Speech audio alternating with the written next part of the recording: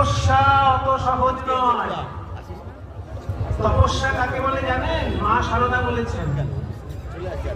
তপস্যা কাকে বলে জিজ্ঞেস করেছিলেন মা শারদা, খুব সহজ উত্তর দিয়েছে। শারদা মা বলেছেন, যে কাজ করতে গেলে খুব কঠিন লাগে কিন্তু কাজটি মঙ্গলময়, তাকে বলে তপস্যা।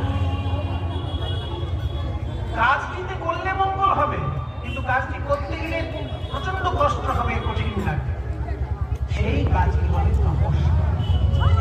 হরিদাস ঠাকুর ভাবলেন যে আমি জঙ্গলে গিয়ে গভীর জঙ্গলে বসে এক মনে নাম জপ করবো, নামের মধ্যে ডুবে যেতে চাই। তাই গভীর জঙ্গলে বসে, তখনকার দিনে বনগায় বিরাট জঙ্গল ছিল এবং